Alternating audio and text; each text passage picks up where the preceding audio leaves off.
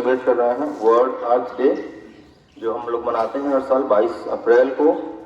और इस डे को मनाने का उद्देश्य ये है कि हम सब अवेयर हों। है तो ऐसे एक बड़ा सा जोक ही ना कि जिस इंसान का वजूद ही जिस अर्थ से है, हमें उसको बचाने की कोशिशों के लिए डे मनाना पड़ रहा है। और ये कुछ नहीं है, बस ये पराकाष्ठा है इंसानी लालच की, जो दिनों दिन और बढ़ता जा रहा है। और इंसान को ऐसा लगता है जैसे वो हमेशा के लिए इस धरती पे रहने वाला है, और बस उसको ज्यादा से ज्यादा अपने बैंक बैलेंस को बढ़ाना है। उसके लिए वो नेचर को किसी भी हद तक नुकसान पहुंचाने के लिए तैयार है। तो जो लाइनें किसी चिड़ियाघर के सामने लिखी हैं, एक आईना लगा है और चिड़ियाघर के सामने उस लगे आईने के नीचे लिखी हैं लाइनें कि आप इस समय दुनिया के सबसे खतरनाक जानवर को देख रहे हो। वो सच ही है। अगर ऐसा नहीं होता तो हमें इस डे को मनाने की जरूरत नहीं पड़ती। कहने को हम लोग हंसते हैं उस कहानी पे जिसमें कालिदास का जिक्र आता है कि जिस डाल पे बैठे थे उसी को काट रहे थे। यहाँ हम सब कालिदास बने बैठे हैं, जिस नेचर की वजह से हमारा वजूद है उसी को हम नुकसान पहुंचा रहे हैं। उत्तराखंड जाने के दौरान वन विभाग के एक एम्प्लॉय से बात हुई। उनका स्टेटमेंट था कि वहां के जो खुद वन विभाग के जो कर्मचारी हैं, अधिकारी हैं, उनकी मिली भगत से पेड़ों को काटा जाता है और झूठ मूठ जंगलों में आग लगा दी जाती है और ये दिखा दिया जाता है कि जंगल जल गए, खराब हो गए। अब सोचिए, जिस इंसान की सांसें चल रही हैं जिन पेड़ पौधों से, उन्हीं को काटने में लगा हुआ है। तो ये छोटे छोटे बच्चे इस डे से इंस्पायर हों और इस बात को समझें कि हाँ, जब अर्थ, मदर अर्थ, नेचर ये सर्वाइव करेंगे तो हम भी सर्वाइव करेंगे। एक और सूचना आपके लिए, इको क्लब के सारे बच्चे 3rd पीरियड में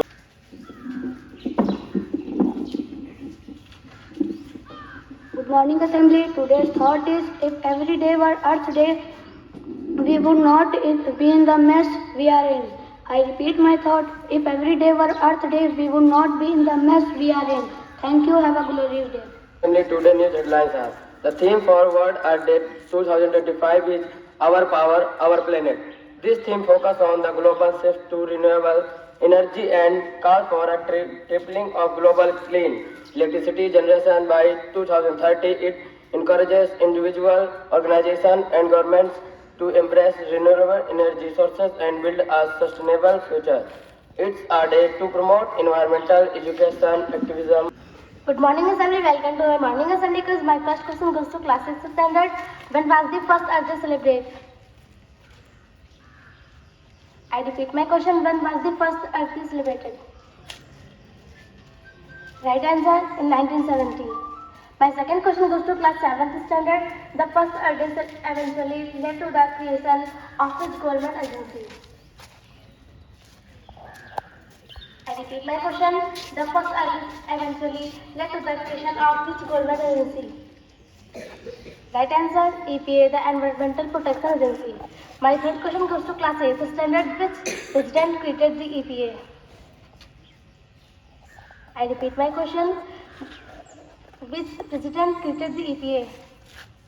Right answer, Richard Bennett. My fourth question goes to class 9th standard. What region on Earth produces 20% of the planet oxygen? I repeat my question. What region on Earth produces 20% of the planet oxygen? Right answer, the Amazon rainforest. My fifth question goes to class 10th standard. Which greenhouse gas is the biggest contribution to global warming? I repeat my question. Which greenhouse gas in the biggest contribution to global warming? Right answer, CO2, carbon dioxide. My sixth question goes to class 12th standard. Which country has the highest electric car use per capita? I repeat my question. Which country has the highest electric car use per capita? Right answer, Norway. My last question for all the students. Which brand was the first to turn plastic waste into clothing? I repeat my question. Which brand was the first to turn plastic waste into clothing? Right answer, Patagonia. The brand now for being one of the first to turn plastic waste into clothing in Patagonia in 1993. They started producing fleece made from recycled polyester sourced from post-Columbus soda bottles. Thank you. Have a glorious day. home. Let's not make it a dumping house. Good morning to everyone present here, respected Principal Sir, Vice Principal Sir, galaxy of intellectual teachers and my dear friends. Today I feel proud to speak on the occasion of World Earth Day, celebrated on 22 April every year. This is not a simple date on the calendar. It is a powerful reminder that we all share one home, that is our planet Earth. The main goal of Earth Day is to raise awareness among people about the problems our Earth is facing, like deforestation, global warming, pollution, and plastic waste. These problems are not just big words, they are real and dangerous for our future. This year's theme is Our Planet, Our Power. It asks all of us, teachers, students, parents, and communities, to come together and take bold steps to protect the environment. The goal is to triple clean renewable energy by 2030. That means using solar, wind, and other natural resources of energy instead of polluting fuels. Every little step matters. You don't need to be a world leader to just create some changes. You just need to start. Let me just end with this powerful message for Earth Day 2025. Our power, our planet. The future is in our hands. Let's use our power to heal the earth. Thank you and happy Earth Day.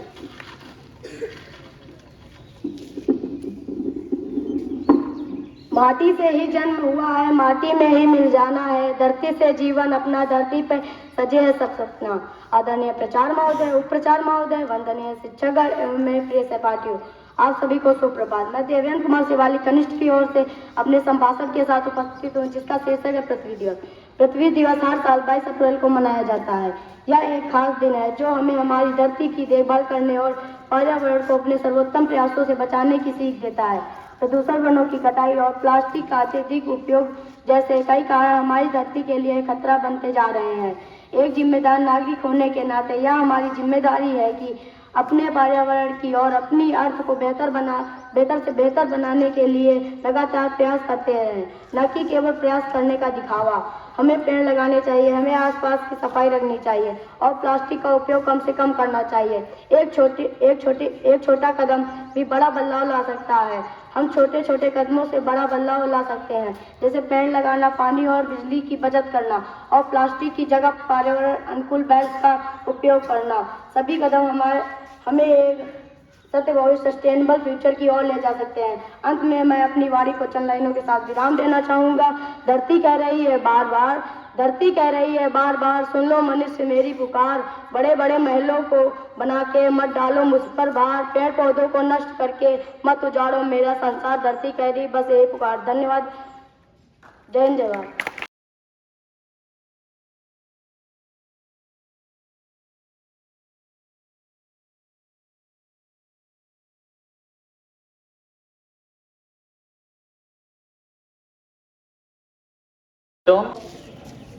यह सफलता आप सभी को समर्पित है।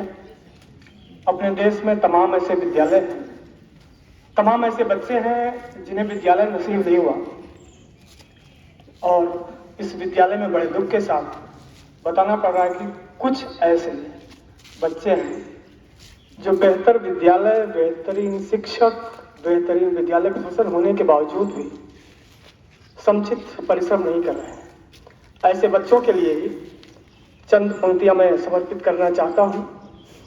वक्त की ये जरूरत समझ लो, बिन पढ़े अब गुजारा नहीं है।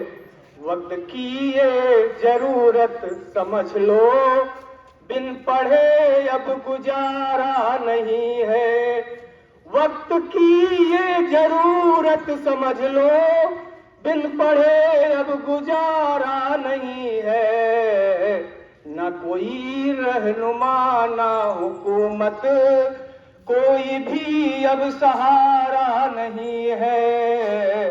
वक्त की ये जरूरत समझ लो, तुम पढ़ो और पढ़ कर लिखो सब, वरन तकदीर बदली मिलेगी। ये पंक्तियां इसलिए कहा गया है, कुछ बच्चे पढ़ते तो हैं लेकिन नोट्स नहीं बनाते हैं। तुम पढ़ो और पढ़ कर लिखो सब, वरन तकदीर बदली मिलेगी। अब कलम और कागज से बढ़कर दूसरा कोई चारा नहीं है। वक्त वक्त की ये जरूरत समझ लो, बिन पढ़े अब गुजारा नहीं है। धन्यवाद। आज जैसा कि खास दिन है, हम लोग पृथ्वी दिवस मना रहे हैं, तो आज खास दिन के अवसर पर कुछ खास हमारे शिक्षकों को एक खास सर्टिफिकेट मिला है, या यूं कहें नवोदय विद्यालय समिति ने उन्हें सम्मानित किया है उनके बेहतर रिजल्ट के लिए।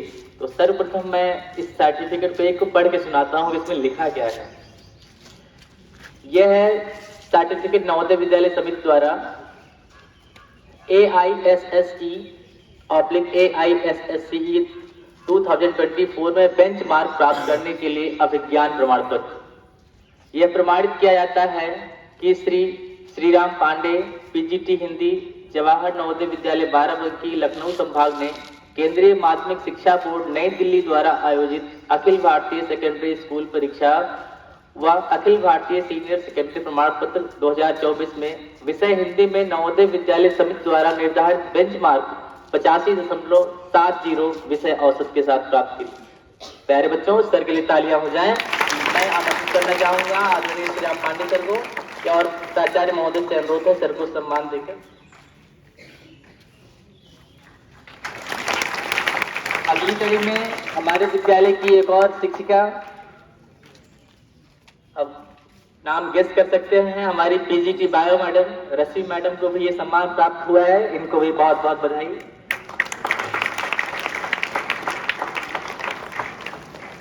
इसके बाद एशिया का सबसे महत्वपूर्ण और डिफिकल्ट सब्जेक्ट पढ़ाने वाले हमारे अर्थशास्त्र के शिक्षक श्री दीपक कुमार पांडे सर को बुलाना चाहता हूं। बच्चों तालियां बजती रहनी चाहिए। सर बहुत मेहनत करते हैं, जो भी काम करते हैं पूरे मन से करते हैं। यही परीक्षा परिणाम सर का ये मानक है कि अपने बेंच मार्क को हम पाकर ही रहेंगे।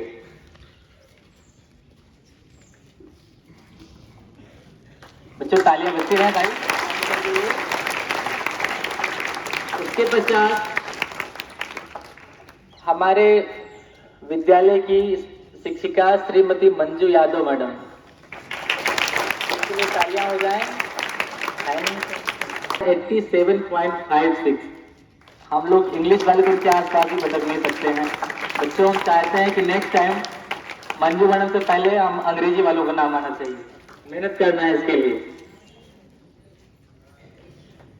और उसके बाद हमारे विद्यालय के बहुत ही कर्मठ, जुझारू और संघर्षशील श्री लोकनाथ सर, पुस्तकालय अध्यक्ष, इनका जो प्रतिशत रहा है सबसे अव्वल 87.82।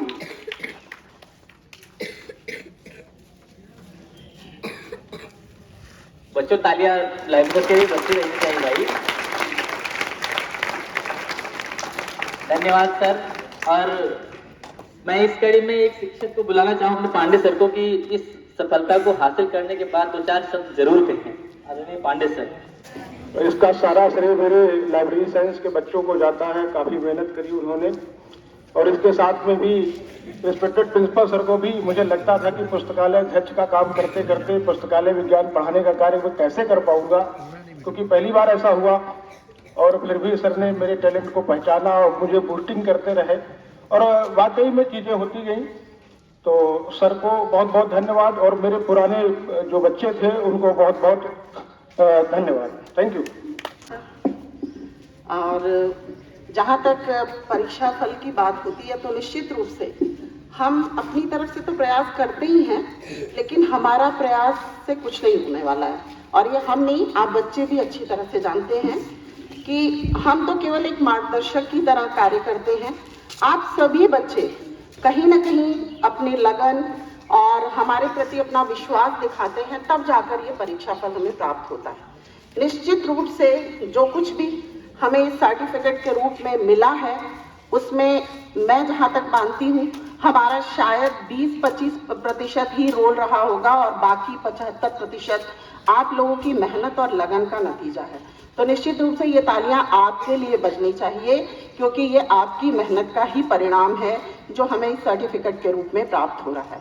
साथ ही कहीं ना कहीं हमारा प्रशासन हमें निर्देशन और मार्गदर्शन देते रहते हैं, जो हम माध्यम बन के आप तक पहुंचाते हैं।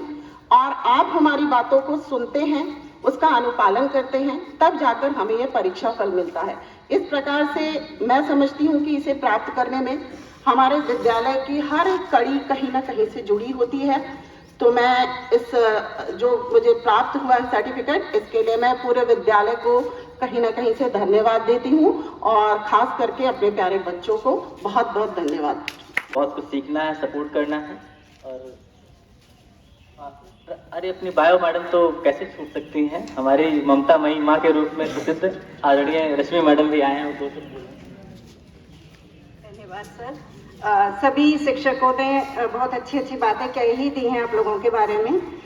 सारा कंट्रीब्यूशन बच्चों का ही है, मेहनत तो बच्चों की ही है। उसके साथ साथ मैं अपने प्रिंसिपल सर का धन्यवाद करूंगी, जिनकी एकेडमिक पे बहुत कड़ी नज़र रहती है और बहुत ही बच्चों को मोटिवेट करते हैं समय समय पर।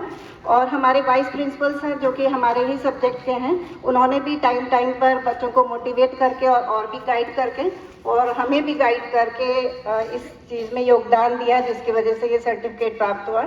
और मैं भविष्य में उम्मीद करूंगी कि अभी 87.46 ये सब्जेक्ट एवरेज था, अगले साल 90 प्लस होना चाहिए, ऐसा मैं आप लोगों से उम्मीद करती हूँ। धन्यवाद। धन्यवाद मैडम। आशा है कि बच्चे आपकी आशाओं पर खरे उतरेंगे। आज की असेंबली यहीं समाप्त होती है। शिक्षकों से अनुरोध है कि असेंबली के बाद एक ग्रुप फोटो के लिए सर के साथ में रुक जाएंगे। धन्यवाद।